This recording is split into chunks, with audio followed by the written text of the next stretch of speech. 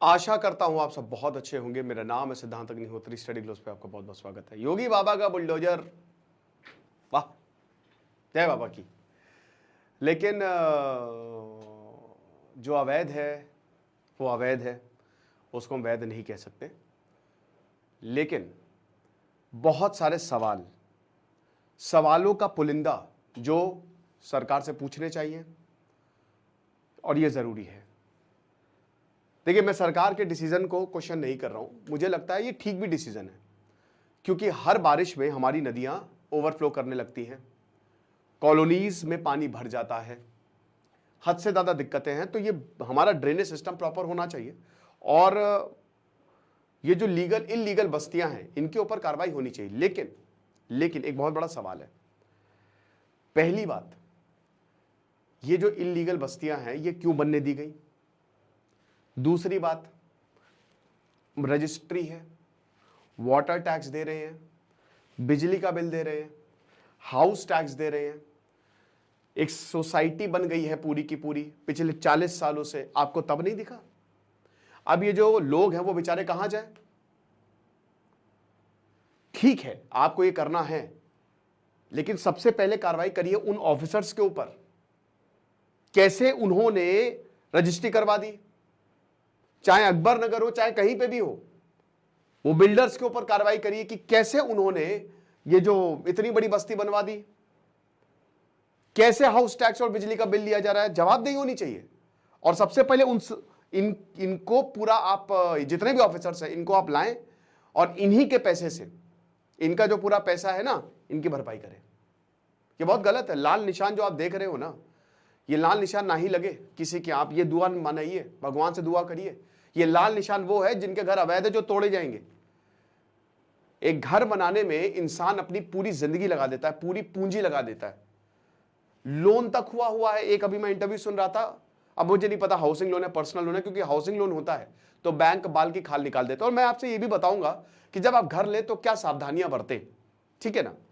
तो एक एक चीज हम बात करेंगे। तो चलिए शुरू करते हैं। पहले तो हम न्यूज देख लेते हैं क्या है, और उसी के बीच में मैं एक एक चीज क्लैरिफाई करता हुआ चलूंगा। कुकरैल रिवर बहुत जरूरी है। हमारे यहां नदियां सूख गई हैं, नाला है, कूड़ा फेंक दो, क्लॉग हो जाता है, उसके बाद फिर शहर डूब जाता है। जो लोग रह रहे हैं ना, उनकी भी बहुत बड़ी जिम्मेदारी है। साला यहां पे एक प्लॉट है, कोई खाली यहां पे प्लॉट मिल जाए, उसमें कूड़ा फेंक फेंक के ये लोग सरकार को इतना कोसते हो। खुद देख लो क्या कर रहे हो तुम। अगर कूड़ा फेंक रहे हो, क्या कर रहे हो? प्लॉट है वहां पे, एक खाली प्लॉट है, वहां पूरा बर्बाद कर दिया है। और नगर निगम की भी गलती है, बहुत बड़ी गलती है उनकी। अबे एक बोर्ड नहीं लगा सकते तुम कि यहां कूड़ा फेंकना मना है? एक बोर्ड लगा तो काम हो जाएगा। एक बोर्ड लगा दो जहां डंप यार्ड है, चलो ठीक है, लेकिन खाली प्लॉट पे, पूरी रोड पे कूड़ा पड़ा हुआ है। ये तो है हमारी मेंटालिटी। और उसके बाद कहते हैं हमारा शहर डूब गया, हमारा ये डूब गया। भाई कूड़ा फेंक फेंक के सब जाम कर दोगे तो क्या होगा? तालाब पाट के घर बना दिए हैं बिल्डरों ने, इलीगल जो है वो कंस्ट्रक्शन कर रहे हैं, तो क्या होगा? बिहार में तो हालत बहुत खराब है, पुल बहे जा रहे हैं। तो ये बहुत जरूरी भी है ड्रेनेज सिस्टम को सुधारना। शहर का ड्रेनेज सिस्टम सुपर इंपॉर्टेंट है, लेकिन ये किसकी जिम्मेदारी है? एलडीए की जिम्मेदारी है, पीडब्ल्यूडी की जिम्मेदारी है, जो ड्रेनेज डिपार्टमेंट है, जो नगर निगम है, उन सबकी जिम्मेदारी है कि नहीं जिम्मेदारी है? उनको लाइए, आप खड़ा करिए अधिकारियों को। हमको पता है कि कितना करप्शन होता है। आप कोई काम करवा लीजिए बिना पैसे दिए, ये तो भाई जग जाहिर बात है। कोई भी चला जाए तो पता चल जाएगा, एक कैमरा लेके चला जाए बस। बहुत सारे हम सब जूझे हैं, हम सब इससे भुगते हैं। कोई छुपी हुई बात नहीं है कि करप्शन कितना रैम्पेंट है। तो यहां जो कुकरैल रिवाइवल है, अब पहले तो अकबर नगर की बारी है, लेकिन अब रहीम नगर और पंत नगर ये एलडीए के रेडार पे आते हैं। लखनऊ डेवलपमेंट अथॉरिटी, एलडीए जो कि लखनऊ का सबसे डेवलप्ड एरिया है, हम खुद भी एलडीए में रहते ही हैं। तो देखिए, हर एक शहर का एक डेवलपमेंट अथॉरिटी होती है। जैसे अगर इलाहाबाद है तो एडीए हो गया, कानपुर है तो केडीए हो गया, है ना, दिल्ली है तो डीडीए हो गया, और एलडीए है, मतलब लखनऊ है तो एलडीए हो गया।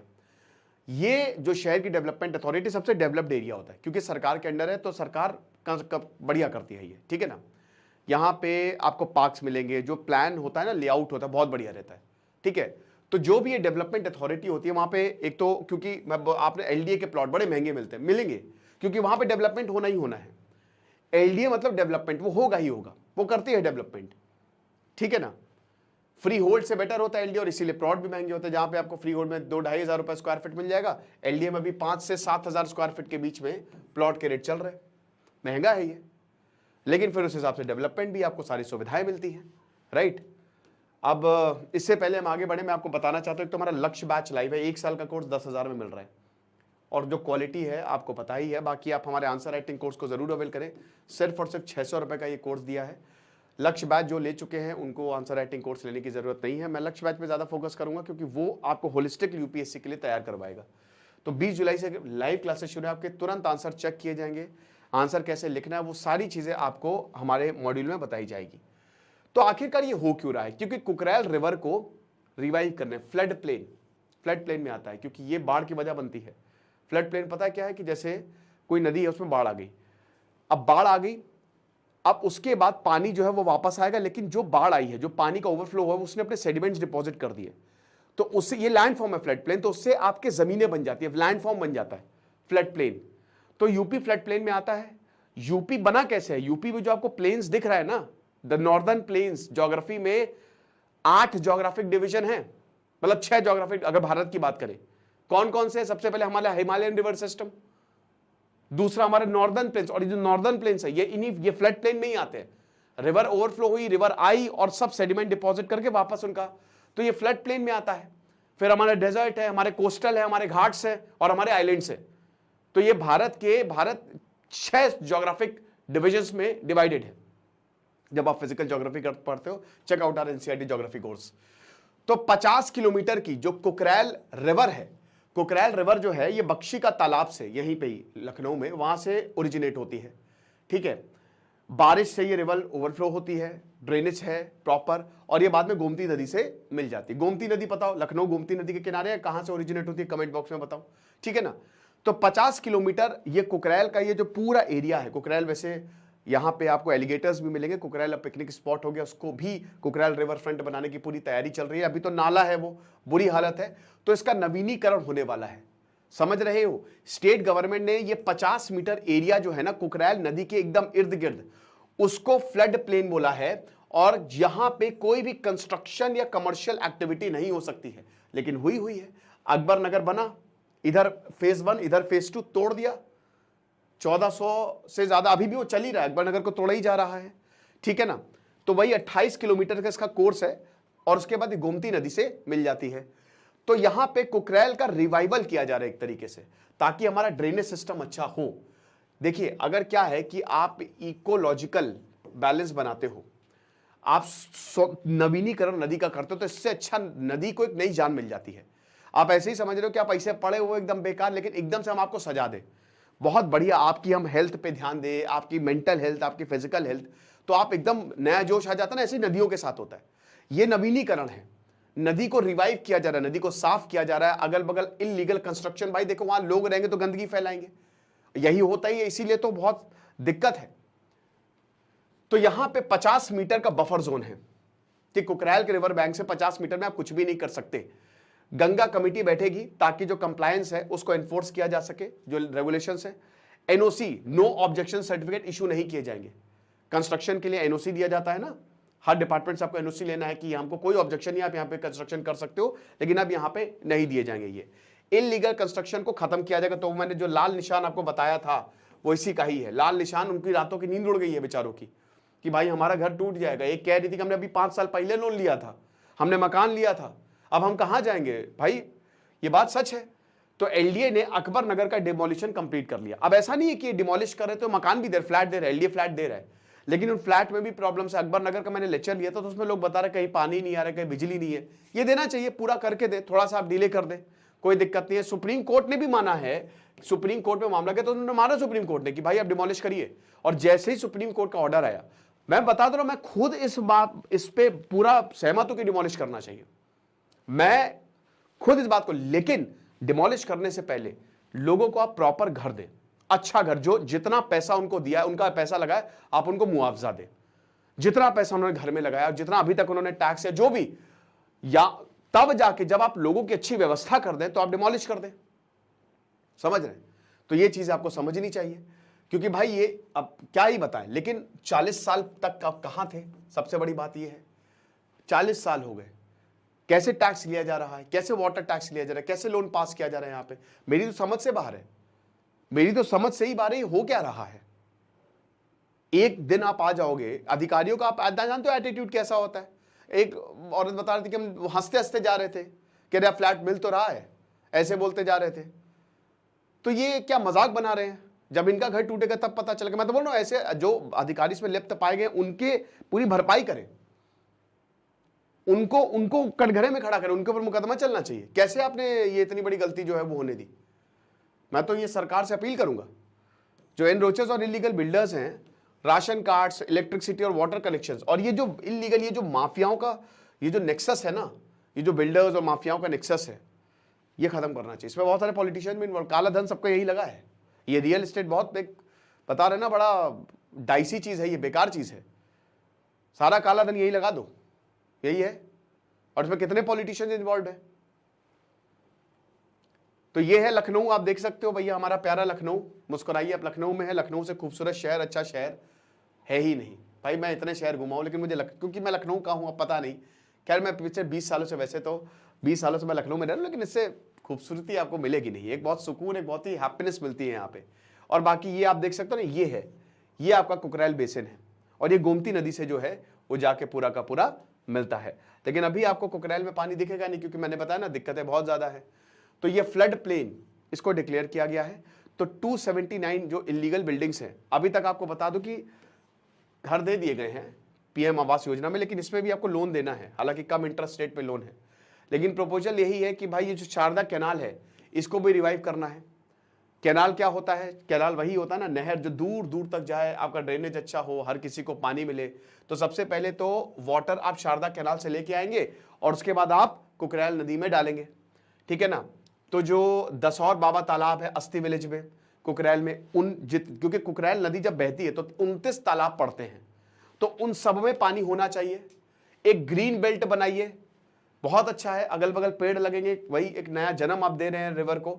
जो रिवर बेल्ट में डीसिल्टिंग इज इंपॉर्टेंट, ये जितनी भी डीसिल्टिंग है, मट्टी अट्टी सब भर गई है जो पानी के फ्लो को रोक रही है, इसको हटाइए। और उसके बाद जो ड्रेनेज ऑब्स्ट्रक्शन है किसान पथ पे, इसको भी हटाएं, ठीक है। जो भी ड्रेनेज, जो नदी के फ्लो में ऑब्स्ट्रक्शन, उसको हटाएं। और उसके बाद ये स्पेशल सीवेज ट्रीटमेंट प्लांट्स बनाएं, ताकि जो एक तो मैं परेशान हो गया हूं, बीच बीच में कैमरा बंद हो जाता है, मेरी पूरी मेहनत बेकार हो जाती है। चलो कोई बात नहीं, ठीक है ना। तो ये जो, हाँ, तो कुकरेल रिवर पे जो पॉन्ड्स हैं, जैसे सौताल लेक, ठीक है ना, तो सौताल लेक को जो है वो रिवाइव किया जाएगा।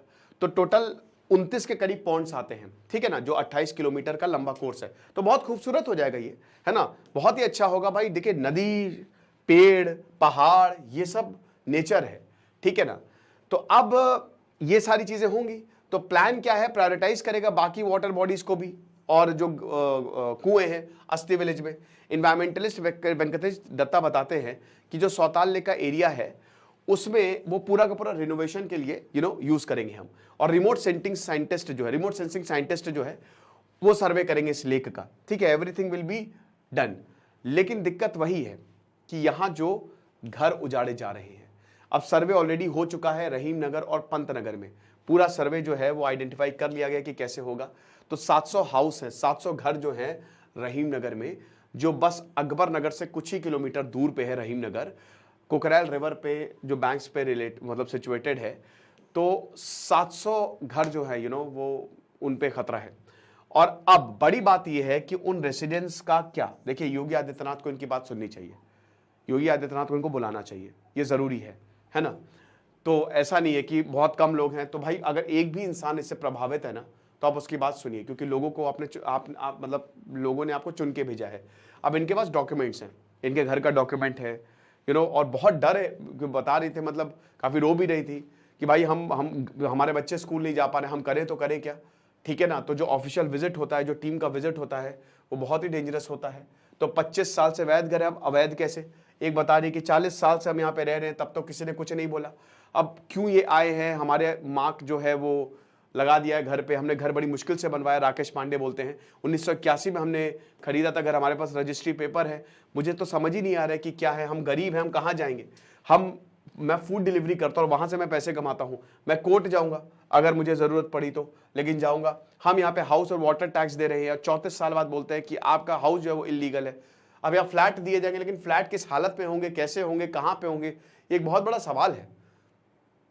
तो यहाँ पे आपको समझना पड़ेगा कि जो सरकार इतने सालों से कर रही है वो कर क्या रही है, कैसे ये हो रहा है, इस पे आवाज़ उठानी पड़ेगी।